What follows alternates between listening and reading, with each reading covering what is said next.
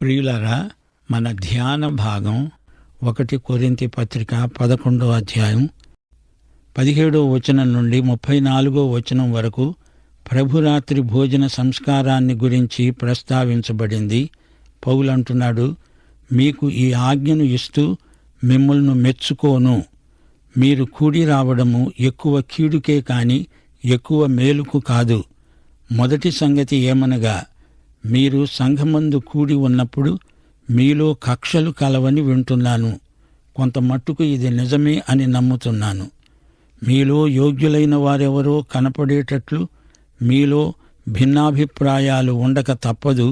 మీరందరూ కూడి వస్తూ ఉండగా మీరు ప్రభురాత్రి భోజనం చేయడము సాధ్యం కాదు. ఏలయనగా మీరా భోజనం చేసేటప్పుడు ఒకనికంటే ఒకడు ముందుగా తన మట్టుకు తాను భోంచేస్తున్నాడు. ఇందువలన ఒకడు ఆకలిగొంటాడు, మరొకడు మత్తుడవుతాడు. ఇదేమిటి? అన్నపానములు పుచ్చుకోవడానికి మీకు ఇండ్లు లేవా? దేవుని సంఘమును తిరస్కరించి పేదలను సిగ్గుపరుస్తారా? మీతో నేనేమి చెప్పను? దీన్ని గూర్చి మిమ్ములను మెచ్చుకుంటానా? మెచ్చుకోను. ప్రియ శ్రోతలు, వింటున్నారా? కొరింథీ సంఘంలో ప్రభురాత్రి భోజన సంస్కారం దుర్వినియోగమైంది. యేసు శరీరమని వివేచించక తిని తాగి రోగాల పాలవుతున్నారు. ఈ రోజున కూడా చాలా చోట్ల యేసు శరీరాన్ని సరిగా వివేచించని సంఘములున్నాయి. క్రైస్తవ ఆరాధనలో ప్రభురాత్రి భోజనం పరిశుద్ధమైన పరాకాష్ఠ అనుభూతి. 3 సువార్తలలో ప్రభురాత్రి భోజనం పేర్కొనబడింది. 4వసారి ఈ పత్రికలో ప్రస్తావించబడింది. యేసు పుట్టుక దినాన్ని జ్ఞాపకం చేసుకోవాలని ఎక్కడా చెప్పబడి ఉండలేదు గాని యేసు మరణ దినాన్ని జ్ఞాపకం చేసుకోవాలని బైబిలు చెబుతోంది. ప్రభువు రాత్రి భోజనాన్ని గురించిన ప్రత్యేక దర్శనం పౌలుకు అనుగ్రహించబడింది. ఆ మాటకొస్తే ప్రభువు శిష్యులతో ఈ రాత్రి భోజనం చేసినప్పుడు పౌలు అక్కడ లేడు. కొరింథీ సంఘంలో ప్రభురాత్రి భోజన సంస్కారాన్ని ఒక ప్రత్యేక పద్ధతిలో ఆచరించారు. దీనికి ముందు సంఘస్థులందరూ ప్రేమ విందు చేసుకునేవారు. సంఘ ఆరంభ దినాలలో ఇంటింటా రొట్టె విరిచేవారు. ప్రభురాత్రి భోజనానికి ముందు కొరింథు సంఘంలో తప్పకుండా ప్రేమ విందు జరిగేది. యేసు ప్రభువు మేడగదిలో శిష్యులతో పస్కా పండుగలోని భావాన్ని నెరవేర్చే విందు జరిగించాడు. ఈ ప్రేమ విందును అగాపే విందు అంటారు. అగాపే విందు కాగానే ప్రభురాత్రి భోజన సంస్కారం మొదలవుతుంది. ఈ రోజున సంఘాలు ప్రేమ విందును జరిగించరు. 23వ వచనం నుండి పౌలు అంటున్నాడు, నేను మీకు అప్పగించిన దానిని ప్రభువు వలన పొందాను. ప్రభువైన యేసు తాను అప్పగించబడిన రాత్రి ఒక రొట్టెను ఎత్తి పట్టుకొని కృతజ్ఞతాస్తుతులు అర్పించి దానిని విరిచి, ఇది మీ కొరకైన నా శరీరము, నన్ను జ్ఞాపకము చేసుకోవడానికి దీనిని చేయండి అన్నాడు. ఆ ప్రకారమే భోజనమైన పిమ్మట ఆయన పాత్రను ఎత్తి పట్టుకొని, ఈ పాత్ర నా రక్తము వలననైన కొత్త నిబంధన. మీరు దీనిలోనిది త్రాగినప్పుడెల్లా నన్ను జ్ఞాపకము చేసుకోవడానికి దీనిని చేయండి అన్నాడు. మీరు ఈ రొట్టెను తిని ఈ పాత్రలోనిది త్రాగేటప్పుడెల్లా ప్రభువు వచ్చే వరకు ఆయన మరణాన్ని ప్రచురిస్తారు. కాబట్టి ఎవడు అయోగ్యముగా ప్రభువు యొక్క రొట్టెను తింటాడో లేక ఆయన పాత్రలోనిది తాగుతాడో వాడు ప్రభువు యొక్క శరీరమును గూర్చి రక్తమును గూర్చి అపరాధి అవుతాడు. కాబట్టి ప్రతి మనుష్యుడు తనను తాను పరీక్షించుకోవాలి. అలాగు చేసి ఆ రొట్టెను తిని ఆ పాత్రలోనిది త్రాగాలి. ప్రభువు శరీరమని వివేచింపక తిని త్రాగేవాడు తనకు శిక్షావిధి కలగడానికే తిని తాగుతున్నాడు. ఇందువలననే మీలో అనేకులు బలహీనులు, రోగులు అయి ఉన్నారు. చాలామంది నిద్రిస్తున్నారు. అయితే మనలను మనమే విమర్శించుకొన్న ఎడల తీర్పు పొందము. మనము తీర్పు పొందిన ఎడల లోకముతో పాటు మనకు శిక్షావిధి కలుగకుండునట్లు ప్రభువు చేత శిక్షించబడుతున్నాము. కాబట్టి నా సహోదరులారా, భోజనము చేయడానికి మనము కూడి వచ్చేటప్పుడు ఒకని కొరకు ఒకడు కనిపెట్టుకుని ఉండండి. మీరు కూడి రావడము శిక్షావిధికి కారణము కాకుండా ఉండేటట్లు ఎవడైనా ఆకలిగొన్న ఎడల తన ఇంట్లోనే భోజనం చెయ్యాలి. నేను వచ్చినప్పుడు మిగిలిన సంగతులను క్రమపరుస్తాను. ప్రభువు బల్ల గొప్ప ఆధ్యాత్మిక ఆశీర్వచనం. సంఘం అంటే ఒక కట్టడం కాదు. సంఘంలోని వారు సంఘస్థులు, సంఘస్థులే సంఘమంటే. ప్రభు భోజన సంస్కారంలో పాలు పొందే వారిలో కక్షలు, విభేదాలు ఉండడానికి వీల్లేదు. తప్పుడు సిద్ధాంతాలకు ఆకర్షితులైన వారు పోతే పోనివ్వండి, అసలైన విశ్వాసులే సంఘంలో ఉండాలి. కక్షలు, కార్పణ్యాలు మనసులో పెట్టుకొని మీరు ప్రభువు బల్లలో ఎలా పాలు పొందగలరు? భోజనంలో సహవాసాత్మ లేనప్పుడు మీరు ఇంటి దగ్గరే భోంచేస్తే సరిపోయేది గదా.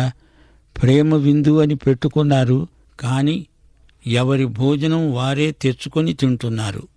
తిననివాడు తినకుండానే ఆకలితో ఉండిపోతున్నాడు.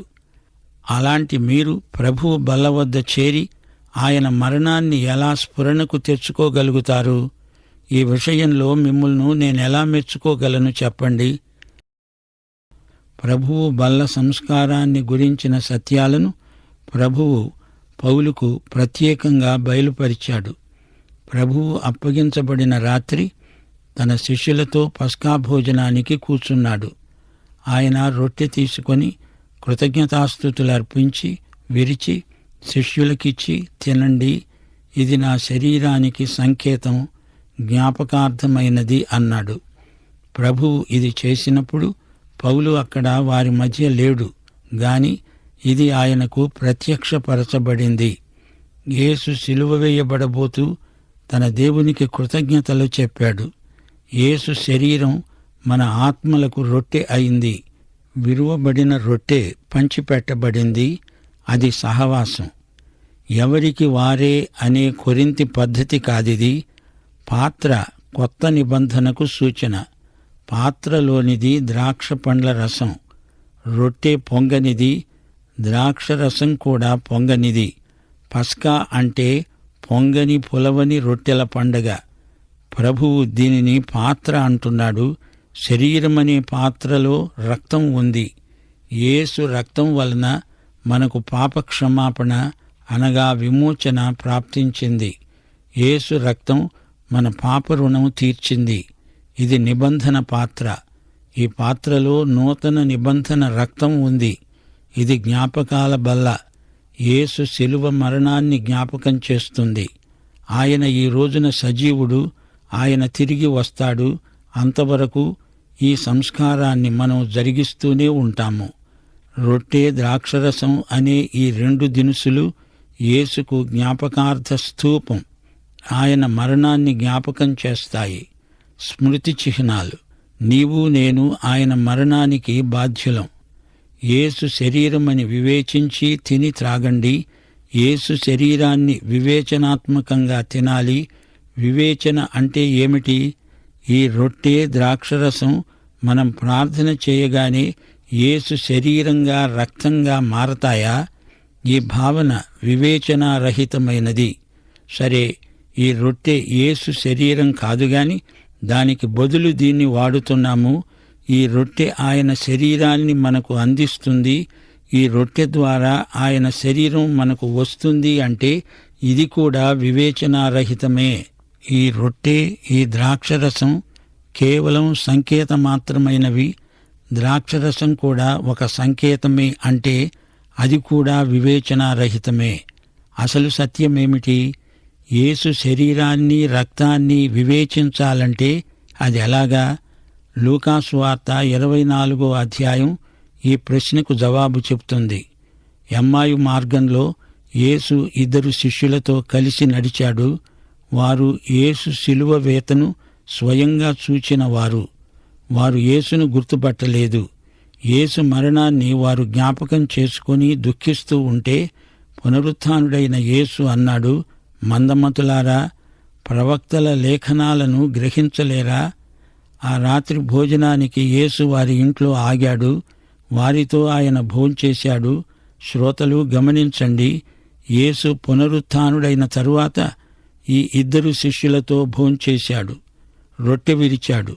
అప్పుడు వారి కండ్లు తెరువబడ్డాయి.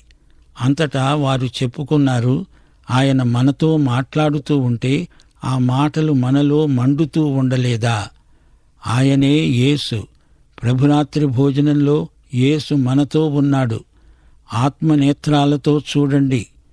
నీ నోట్లో రొట్టె ఉందా? అయితే నీ హృదయంలో ప్రభువు ఉన్నాడు. యేసు ప్రభుభోజన సంస్కారంలో మనతో ఉన్న సజీవుడు, వాస్తవ వ్యక్తి. శ్రోతలు, బల్ల సహవాసం నిర్జీవ మత సంస్కారం కాదు, వాస్తవిక అనుభూతి.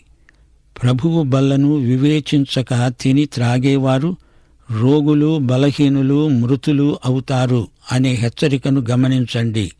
ఇప్పుడే విశ్వాసులు తమను తామే పరీక్షించుకోవాలి. కొరింథు సంఘంలోని లోపాలను పౌలు వారి దృష్టికి తెచ్చి సరిచేసుకోండి అని హెచ్చరిస్తున్నాడు. నీవు రక్షించబడ్డావా? క్రీస్తు శరీరంలో నీ స్థానమేదో నీవు గుర్తించావా? పాఠం ఇంతటితో సమాప్తం. యేసుక్రీస్తు వారి కృప, తండ్రి అయిన దేవుని ప్రేమ, పరిశుద్ధాత్మ ఆదరణ మనకందరికీ తోడై ఉండునుగాక. ఆమేన్.